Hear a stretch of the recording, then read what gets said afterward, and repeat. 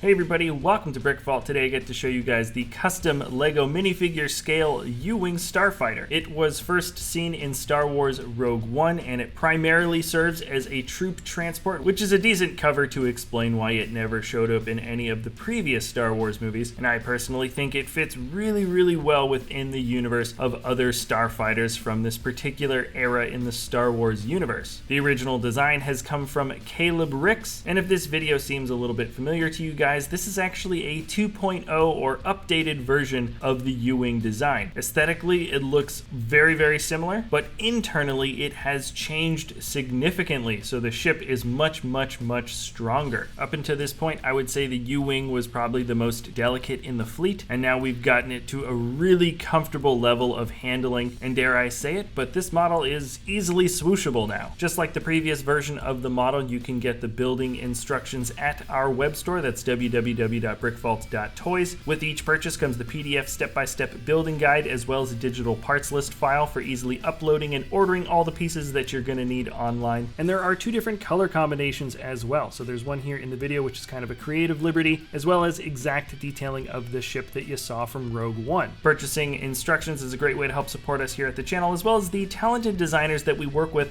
like Caleb. He was good enough to take a second run through this model to really make it strong, which is not an easy thing to do, especially considering it looks so darn similar to his original version, and also staying consistent with the rest of the Star Wars ships in the web store. Landing gear have been added to the U-Wing as well. So anyways, click the link in the description below if you guys are interested in getting the instructions, and now let's start talking about the details. So when I say this thing is minifigure scale, that means it scales perfectly with the rest of these other minifigure scale Star Wars ships that you see flashing by the screen. The U-Wing is among one of the largest of any of the Star Wars ships that we actually have here in the studio, and it's certainly the biggest of any of the Starfighters, including the ARC 170. It has finally taken its rightful place, basically right in the center of Yavin, and with all the ships scaling proportionally, it really makes this diorama look awesome. If you want to get specific with the sizes, it is 75 centimeters long, or 25 inches, 27 centimeters wide, 10.5 inches, and 12 centimeters high, or roughly 5 inches. When you open the wings up, that turns into 88 centimeters wide, 35 inches, and now let's get into the interactive features of the model. So starting a bit lower, the side panels, so the side doors, open up on the U-Wing. There are two joints that articulate outward, getting the door to really open up wide, and then you can slide the whole thing back quite easily. This function works a little bit smoothly. It also tucks into the model a little bit more easily, and it does not break. Now looking at the interior,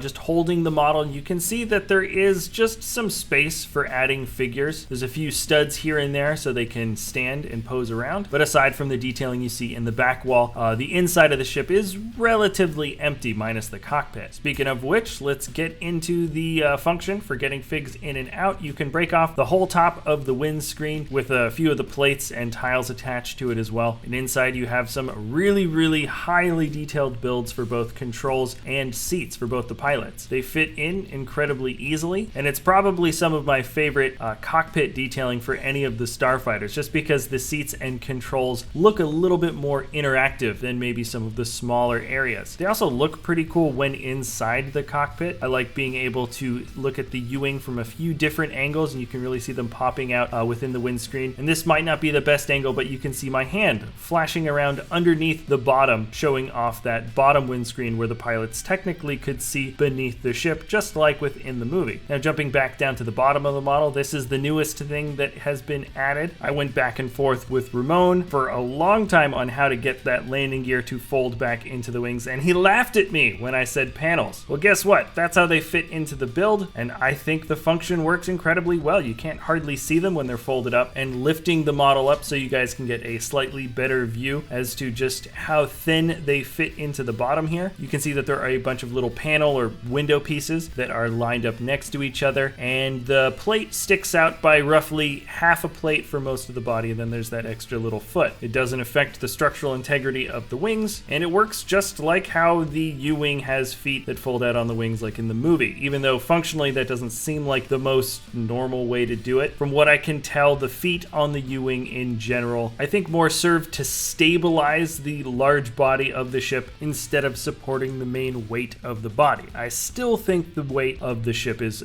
supported by the bottom of the hull. When folding the wings open, this is the final interactive function, you can see that the wings ever so slightly droop back. They're so heavy at that point because the engines are pretty heavy that the wings tilt the body of the ship backwards, and you need the landing gear to support them up. And this is similar to a lot of different versions of the model, but now instead of having little built-in stands that you add after the fact, the landing gear does the job for you. This ship really does have quite a striking look once the wings are completely folded out. And before you ask, no, they don't click into place in the back. They only click into place when you fold the wings forward again. Righto, now let's get into some of the visual qualities of the model. First off, let's go to the engines. This is where a lot of the redesign, or at least a lot of the most easily seeable redesign, has happened for the ship. You can see the light bluish gray circular bits of the engines are a totally different approach, and the inside of the engines that you're looking at right now are actually just completely different. They're very, very strong. Once again, I will show you how that handles with the handling section at the very end of the video, but also the detailing around these 4 engines really looks good. The front internal structure is made with just a few different clips and bar pieces, and that's all you really need to get that distinctive feature of the intakes. As for the back detailing here with the heat dispersion fins, I think that's what they are. They certainly are that for the snowspeeder. This is an extremely strong part of the model. None of those are going to be popping out. In fact, when you pick this thing up, it's probably the #1 place you want to be handling it from. But speaking of picking things up, all right, let's just get into the handling section of the video. You technically can pick up the whole thing by the wings, but like I said, most of the weight can be supported from the back. The bottom hull, of course, supports the full weight of the ship. And as I move to the underside of the model, just about any part of this ship can be touched. The back corners in white have been totally updated. They're super solid now. This, I know, was a point of design that we definitely wanted to update. And you can even see with my thumb that I'm putting all the weight on the doors. They're not weak at all to even have weight supported when pushing in. Now, moving on towards the engines, every part of them can be touched. They can even be squeezed, they can be moved around, they don't wobble, they don't bend or bow, and all of those slight angles that you see in both wing plates and tiles in the back don't budge or move around or pop out in weird ways. Just about every little piece of this model can be touched in a non-delicate way. I'm going to slowly work my way around the edges of the model, basically poking, prodding, pulling, pinching any piece of the build that looks like it could be some sort of extremity or delicate area. Sometimes builds have details that don't look like they could be weak but end up being weak. That's not the case here. Everything that looks solid is solid, and even the stuff that looks like it could be weak actually isn't so. Also, there's one thing I really like to show you guys about just how well the engines attach to the body. When picking up the model or putting it down, often the bottom 2 engines will just bump against the table. It's definitely not a problem now. This was something that we were sort of avoiding moving the model around on Yavin before, just because usually an engine would go loose once you've set the model in a place, and it makes all the difference between casually moving this thing around or permanently keeping it on display because you just don't want to deal with pieces breaking off. And despite the fact that this thing is just really big and heavy, it absolutely is smooshable, and you can move this around the studio, the office, wherever you want as easily as you can support the weight with one hand while filming. You can even see as I come around the corner and make a landing for this ship, putting it down with one hand like this was essentially unthinkable in the past. Building a model for primarily display purposes is one thing, but we never want to have something so delicate